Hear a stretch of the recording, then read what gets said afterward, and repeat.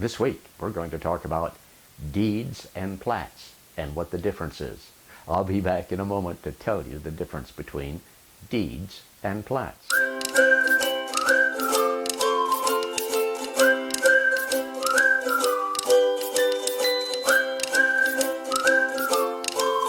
Hello, I'm Errol Wartz with Landmark Realty in Hays, Kansas, and we're going to talk about deeds and plats. What is a plat?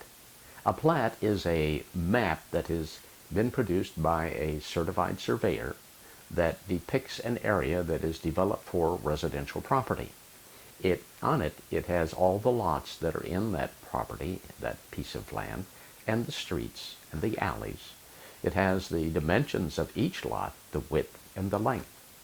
And then for people who buy property, maybe in a new development, and you want to put up a fence, the surveyor has put pins in each corner of the lot so that you know where your lot line is so that you don't encroach upon your neighbor's property.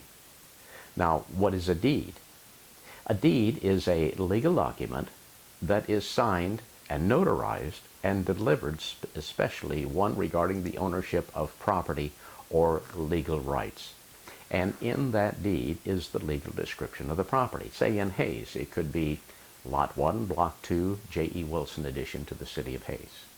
If you're in the country, you would maybe have a meets and bounds description of the property, and that would be probably like the northwest corner of Section 4, Township 8, Range 19.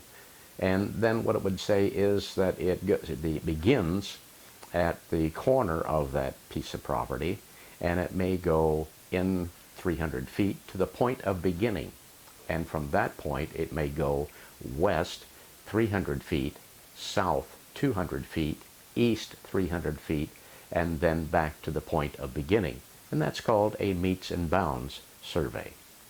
Now, land is owned in fee simple. And what does that mean? Land owned in fee simple is owned completely without any limitations and conditions. Normally, when you buy a piece of property, whether it's already improved or not, you get it in fee simple. Although in new developments, you could get a deed that has a property covenant, and that's an agreement between two or more parties regarding certain use of a piece of real estate property. The covenant will either benefit or burden the landowner. A covenant that burdens the landowner is also called a restrictive covenant. In new developments, you will have restrictive covenants.